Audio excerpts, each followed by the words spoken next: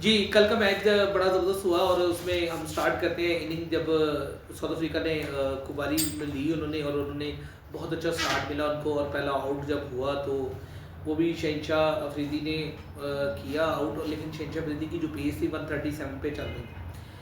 अब इसके ऊपर जो मज़ीद डिस्कशन चलती है उसमें एक बहुत बेहतरीन जो कैच दिया है सलमान अली आगा ने, स्लिप जो पहला से शेन आउट हुआ वो भी सलमान अली आगा ने बेहतरीन आउटस्टैंडिंग कैच पकड़ा और मुझे लग रहा था कि ये चौका हो जाएगा।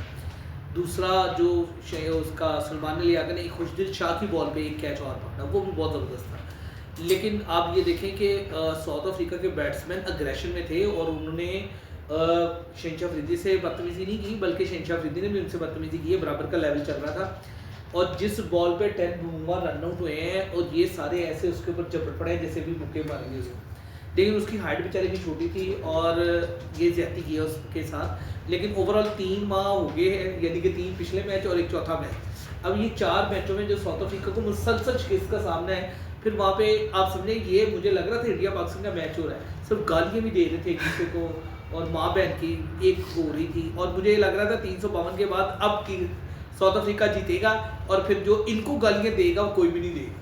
क्लासन ने जब इधर हुआ था मैच साउथ अफ्रीका में और वो मैच हार गए थे, तब भी क्लासन ने ठीक ठाक किस्म की इनकी धुलाई की थी और इनको काला चिट्टा पीला नीला हर लफ्ज़ से नवाजा था।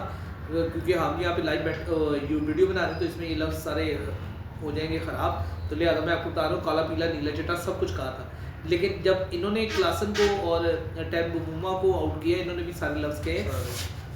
अब आप बताएं आपको बाबर की बैटिंग कैसी? ओवर की बैटिंग बहुत कमाल की रही है। उसने 7 बॉलों में 21 स्कोर किया है, पर वो एक बॉल बहुत अच्छी थी जो नहीं खेल पाया। नहीं, इनका मैं ये बताऊं कि बाबर की ये जो इनिंग है ना अभी अपने ओवरऑल ये T20 इनिंग की तरह उन्होंने खेली है, बिल्ड कर रही है इनिंग। और ये मैच अगर एक तरफ से देखा जाए तो 9 ओवर में 91 रन थे और एक खिलाड़ी होता। यहाँ पर जो कंडीशंस डेवलप हुई थी वो आउटस्टैंडिंग थी और साउथ अफ्रीका के बॉलिंग लाइनअप में अगर देखा जाए, बैटिंग में तो उन्होंने शानदार किया, 352 किए। जो स्नैन ने लास्ट ओवर करवाया 333 रन हुए हुए थे, तो स्नैन ने कहा कि जनाब अब मैं आ गया हूँ, आपने परेशानी होना, 19 रन मैं आपको दूंगा।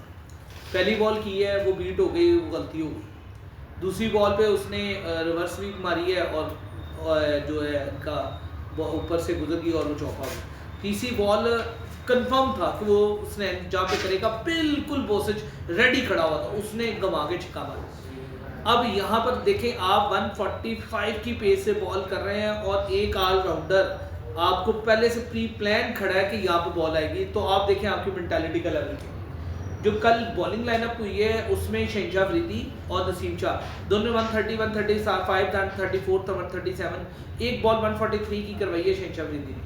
लेकिन ओवरऑल जो पेस थी वो डाउन थी और उसके पीछे मुझे ये लग रहा है कि चैंपियन ट्रॉफी का एक पूरा प्रेशर है कि हम यहाँ पे कोई जोर लगाते हुए वो ना हो जाए, क्या उसको कहते हैं जी, इंजर्ड ना हो जाए। जैसे हारिस रऊफ है वो भी इंजर्ड हो गया, अब पता नहीं चैंपियन ट्रॉफी में खेलता कि नहीं खेलता। अब ओवरऑल अगर कंडीशंस देखी जाए, अब फ़खर जमान का जो देखें कैसी आपको बैटिंग लगी है उसके बारे में आपको गाइड करें। फ़खर जमान ने भी अच्छा खेला और रिजवान ने भी बहुत अच्छा खेला।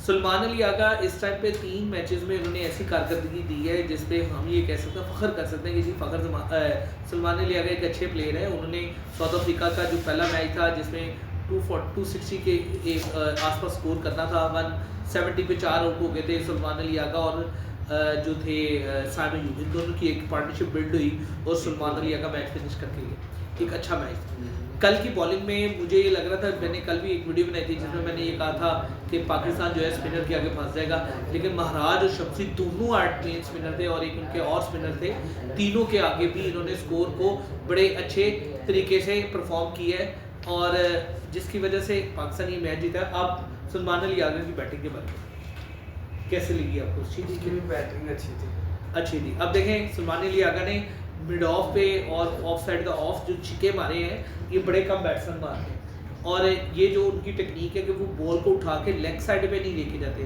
वो बॉल को उठा के जिस तरफ की बॉल है उसी तरफ की बॉल की हिट करने की कोशिश करते हैं। ये उनके अंदर एक एबिलिटी है, जब ऐसी एबिलिटी किसी बैट्समैन में हो वो ज़्यादा स्कोर करता है। अब तैयब ताहिर जो है नंबर 5 पे 6 पे खेल रहे हैं, 5 पे खेलेंगे मेरे ख्याल से। सलमान अली आगे के बाद तैयब ताहिर नहीं आना, फिर खुशदिल शाह आते हैं। खुशदिल शाह और तैयब ताहिर, इन दोनों में मुझे तैयब ताहिर ज़्यादा इसलिए बेटर लगते हैं कि तैयब ताहिर को अगर ऊपर चांस दिया जाए 20 ओवर्स के बाद, जब चांस मिलता है, जब स्पिनर्स लगे होते हैं, तो तैयब ताहिर स्पिनर को बहुत अच्छा खेलते हैं, उनकी क्लास है और वो हिटिंग पावर हिटिंग भी कर लेते हैं। और इनको अगर ऊपर चांस दिया जाए तो मुझे ये लगता है कि पाकिस्तान में 3 ऐसे बैट्समैन होंगे जो मैच विनर हो जाएंगे। एक हो जाएगा फ़खर जमान, सलमान अली आगा और तैयब ताहिर। इन तीनों में एबिलिटी है कि वो मैच को फिनिश करते हैं और बड़े अच्छे तरीके से करते हैं। लेकिन तैयब ताहिर के अभी 4-5 मैच है, साउथ शील्ड कल बहुत अच्छा खेले हैं, उनकी वो मिस शॉट हो गई, लेकिन वो एज अगर मैं देखूँ तो वो शॉट अगर खेलते तो चिक्का हो सकता है। और अंदर की खबर मैं आपको बताता चलूँ कि चैम्पियन ट्रॉफी में साउथ शील्ड और फ़खर जमान ये दोनों ओपन करते हुए आपको नज़र आ सकते हैं। नंबर 3 पे बाबर खेलते हुए नजर आएंगे। लेकिन अगर बाबर इस नंबर पर एडजस्ट कर देते हैं तो बाबर को 20,000 रन करने से कोई नहीं रोक सकता, अगर वो ओपनिंग स्टैंड पे अपने आप को सेटिंग करते हैं। और एक पाकिस्तान के लिए अच्छी उम्मीद है कि पाकिस्तान के ऐसे प्लेयर्स हों जिनका एक बड़ा नाम हो, जिनके पीछे बड़े स्टैट्स हों, लोग उनके पीछे खड़े हों, उनको बड़े जो है इदारे सपोर्ट कर रहे हों, उसके साथ जो है होते फ्रेंचाइजीज वो सपोर्ट कर रही हों। फिर आपको उसके बस मिलते हैं जो प्रमोटर्स होते हैं वो मिलते हैं, फिर एजेंसीज आपको कांटेक्ट करती हैं कि वो उससे के सारे पैसे आने तो पाकिस्तान में है ना, तो ऐसे प्लेयर्स को आप प्रमोट करें और उनकी जो बैटिंग में कोई फ्लॉज है तो उसको ठीक करने की कोशिश करें। लेकिन ओवरऑल कल बाबर की बैटिंग तो बहुत अच्छी थी। और फ़खर जमान का एक मसला आ रहा है, मुझे ये लग रहा है कि अब चैम्पियन ट्रॉफी में भी अगर को बॉलर्स बॉल करेंगे of side the off stump, spin bowler होगा, राइट आर्म जो होगा वो अगर ऑफ स्पिनर है, लेफ्ट आर्म स्पिनर नहीं और राइट आर्म ऑफ स्पिनर है, तो वो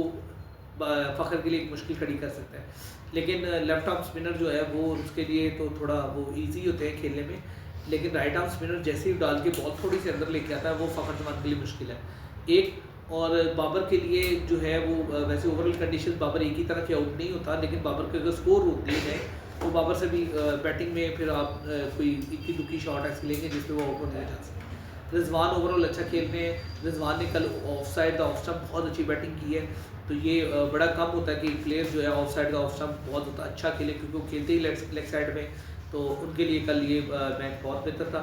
ओवरऑल पाकिस्तान जीता है, बेस्ट ऑफ लक। न्यूजीलैंड के साथ अगला मैच है, चाहे अगला मैच भी पाकिस्तान न्यूजीलैंड से जीत जाए, मुझे यही लग रहा है, क्योंकि पाकिस्तान जब रिदम सेट होता है फिर ये मोमेंटम पकड़ लेते हैं। तो बाकी ट्राई नेशन सीरीज़ का ये मैच जीत के रिजवान अपने नाम चौथी ट्रॉफी करेगा, एक ऑस्ट्रेलिया के खिलाफ जो थी, एक जिम्बाब्वे के खिलाफ थी, एक साउथ अफ्रीका के खिलाफ और एक ट्राई नेशन सीरीज। और उसके बाद मुझे ये लगता है कि चैम्पियन ट्रॉफी में भी पाकिस्तान फेवरेट होगा। दूसरा मैच है इंडिया और इंग्लैंड का। इंडिया की बॉलिंग ने कल इंग्लैंड को तबाह कर दिया है, और मुझे ये लगता है कि इंडिया ने अपनी जो है ना ओवरऑल कंडीशंस को बेहतर यूज़ कर रहे हैं, इस वजह से भी जीत रहे हैं। चैम्पियन ट्रॉफी में आते देखते क्या होता है, लेकिन जो लास्ट टाइम इंग्लैंड में इनकी जो वर्ल्ड कप में जो गलतियाँ थी सेम वही गलतियाँ दोहरा रहे हैं, और वैसे ही उनके फ्लॉज आ रहे हैं, एक दफ़ा आउट होते हैं और फिर आउट होते ही चले जा रहे होते हैं, उनकी बैटिंग में वो ठहराव नहीं आ रहा। अच्छे प्लेयर भी हैं और ओल्ड और न्यू दोनों प्लेयर्स को मिक्सअप किया हुआ है, लेकिन वो पुरानी कंडीशन में इंग्लैंड वापस चला गया हुआ है कि आउट हुआ है फिर आउट पे आउट, आउट पे आउट, आउट पे आउट, तो ये भी एक बड़ा मसला है। देखें, बाकी best of luck team Pakistan, अगले मैच के लिए देखते हैं क्या होता है। Thank you very much.